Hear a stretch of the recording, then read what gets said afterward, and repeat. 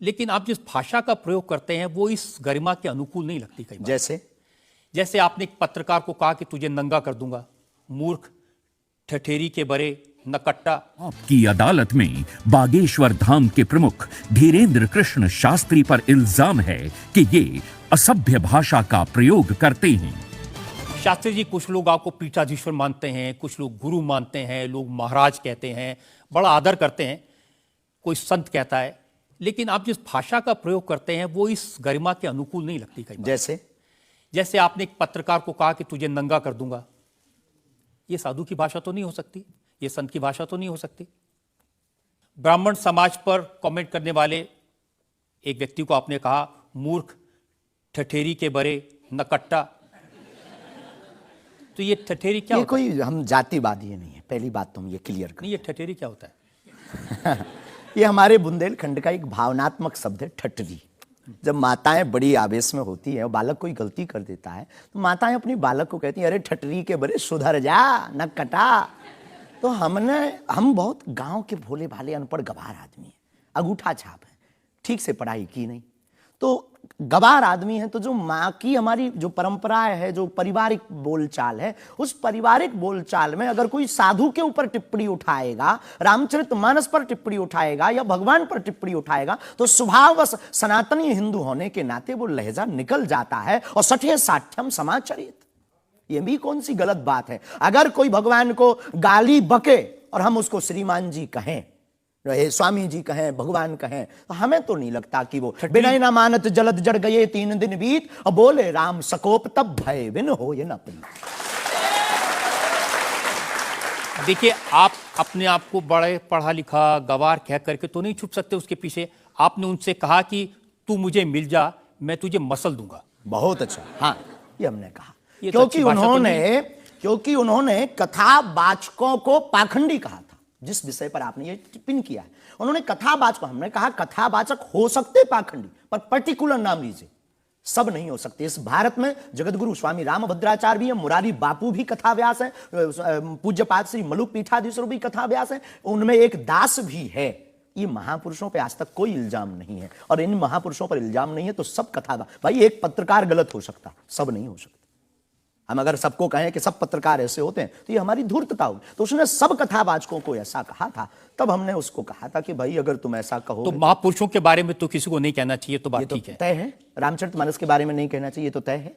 तो उसके लिए अगर ऐसा मसला कह दिया समझाने के लिए, वो है तो हमारा चेला। लेकिन आपने संत तुकाराम के बारे में क्या कहा? संत तुकार को आपने कहा संत तुकाराम की लुगाई रोज उन्हें मारती थी, रोज पीटती थी डंडे से।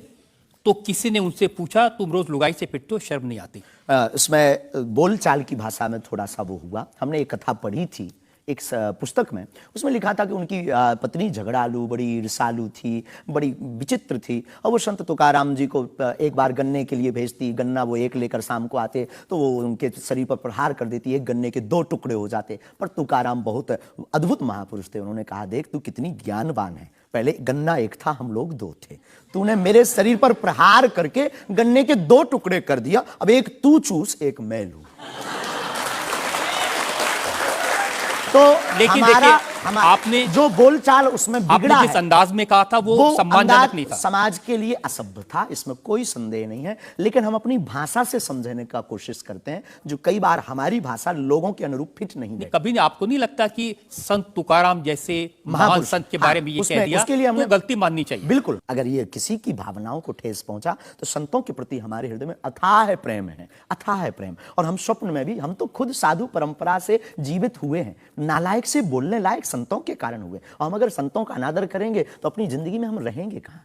तो हम तो विनम्रता पूर्वक अगर किसी को ठेस पहुंचा तो हमें नहीं लगता कि हमारे द्वारा उनको ऐसा कहा, लेकिन अगर किसी को ठेस पहुंचा और शब्द ऐसा मुंह से फिसल गया तो हम क्षमा प्रार्थना, कोई संदेह।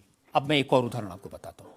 अच्छा किया कि आपने क्षमा प्रार्थना की, करना ही चाहिए साधु संतों के बारे में, अगर गलती से मुंह से कुछ निकल जाए, बहक करके अगर हो जाता तो कोई दिक्कत। आप बात कर रहे थे साईं बाबा के बारे में, और आपने कहा कि हमने सुना वो चांद मियां निकले। हाँ, सुना। आपने कहा कि कई बार लगता है कि 33 कोटि क्या कम पड़ गए, और समझदार के लिए इशारा काफी है। जिन साईं बाबा को करोड़ों लोग मानते हैं, करोड़ों की श्रद्धा उनमें है, उन्हें भगवान मानते हैं, उनकी पूजा करते हैं, उनके मंदिरों में लाखों लोग जाते हैं, उनके बारे में इस तरह की भाषा? बात ये थी, प्रश्न ये था, क्या साईं बाबा हिंदू हैं या मुसलमान? हमने कहा हम तो उस वक्त थे नहीं भाई साहब, अगर होते तो देखते टोपी पहनते थे कि माला।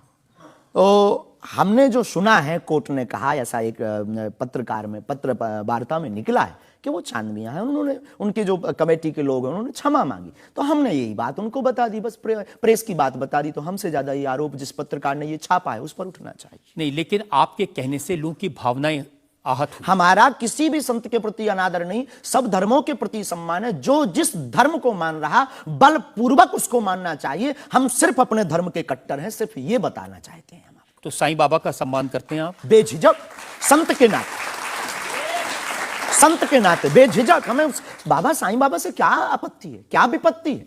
हमें अपने आप से आपत्ति नहीं है, हम किसी साधु से कैसे आपत्ति हो सकती? क्योंकि जिस सनातन धर्म की आप बात करते हैं, वो वसुदेव सबसे कुटुंबकम पहले की तो संयम, धैर्य, भाषा पर नियंत्रण, ये सब। लेकिन कब तक धैर्य, कब तक संयम?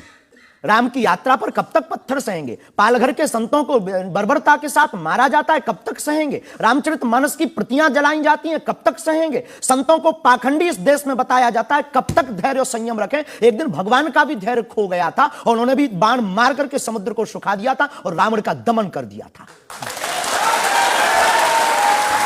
तो हम कब तक धैर्य, ये भोले भाले लोग, ये भोले भाले सनातनी कब तक ये धैर्य सहेंगे? और एक बात हम आपकी अदालत में बोल देते हैं, सनातन के लिए अगर हमारे प्राण जाते हों और अगर लोगों की दृष्टि में हम असंयमित हैं, तो ये हमें बने रहने दीजिए। देखिए, सनातन धर्म के बारे में आप अच्छी बातें कही, किसी को आपत्ति नहीं है, लेकिन अभी जो आप इतनी जोर जोर से कह रहे थे कब तक बर्दाश्त करें, कब तक बर्दाश्त करें, तो कौन आपको बर्दाश्त करने को कह रहा है? जो ये प्रतियां जला रहे हैं, जो संतों को मार रहे हैं, जो सनातन के खिलाफ झूठा प्रचार कर रहे हैं, जो संतों के खिलाफ और सनातन की को छिन्न भिन्न करने के लिए मूवी बना रहे हैं। जब आप ऐसी बातें कहते हैं ना, तो असदुद्दीन ओवैसी जैसे लोगों को ये कहने का मौका मिलता है कि इन लोगों को अनाप शनाप बातें करने का अधिकार दे दिया सरकार ने।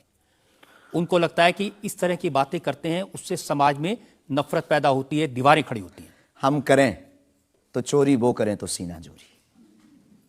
उनके मंचों से मारने काटने की बात होती तब नहीं, अक्षरधाम में 40 हिंदुओं को मारा जाता तब नहीं है, उनके खुले मंच पर धर्म परिवर्तन करवाया जाता है तब कुछ नहीं होता है। उनके खुले मंच पर संतों को, कितने संतों की हम आपको वीडियो क्लिप ना दिखा दें, उनके खिलाफ टिप्पणी की, गाली बकी गई, यहां तक कि हमको भी रोज 500 गालियां आज दी जा रही।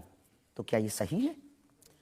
शास्त्री जी, हिंदू समाज में भी ऐसे बहुत सारे लोग हैं जो इस तरह की भाषा का इस्तेमाल करते हैं, जो इस तरह की धमकियां देते हैं, जो दूसरे धर्मों की भावनाओं को हमें नहीं आहत लगता करते कि हिंदू समाज धमकियां देता है, जवाब दे। समाज नहीं, हिंदू समाज में भी कुछ लोग ऐसे हैं, कुछ लोग अगर इसी हैं तो तरह का भाषा का सबका तो नहीं कह सकते, पर हम प्रत्युत्तर नहीं, जो लोग ऐसे लोग हैं उनके लिए भी आपको उसी सख्ती से बोलना चाहिए। हम किसी भी पंथ के विरोधी नहीं हैं, हम सनातन धर्म के कट्टर हैं और सनातन का विरोध हमें मुसलमानों से डर नहीं है, ना पादरियों से, ईसाइयों से, अपने में भी रहने वाले कुछ जयचंदों से भी डर है जो सनातन का विरोध कर रहे हैं। हम उनके खिलाफ भी बोलते हैं। और ये जो मसलने वाला विषय है, ये मसलने वाला विषय जो हमने बोला है, वो किसी मुसलमान के लिए नहीं बोला, एक हिंदू व्यक्ति के लिए ही बोला, जब उसने संतों पर उंगली उठाई थी। और बोलना हमारा, हमें मौलिक अधिकार है, हम भी भारतीय नागरिक हैं। मुसलमानों से कुछ परेशानी है? बिल्कुल भी नहीं, हमारे तो मित्र भी हैं। मैंने तो ये भी सुना कि आपकी बहन की शादी एक मुसलमान से पैसे लेकर सहयोग आपने दी, करवाई हाँ, थी। आज भी हमारा मित्र, अभी 5 दिन पहले ही मिला, चाय भी पी। और हमारा लगभग 500-600 मुसलमान परिवार है जो आत्मा से जुड़े हैं। इस भारत का प्रत्येक नागरिक अपने हृदय पर अगर हाथ रखे ना, अब मीडिया में वो कुछ भी बोले, तो उसकी रंगों में राम और कृष्ण का ही ब्लड बह रहा है। तो हम मानवता के पुजारी हैं, हम मानवता के पुजारी हैं, जातियों के या पंथ के पुजारी नहीं। हम इसको लेकर मेरे पास और इल्जाम है।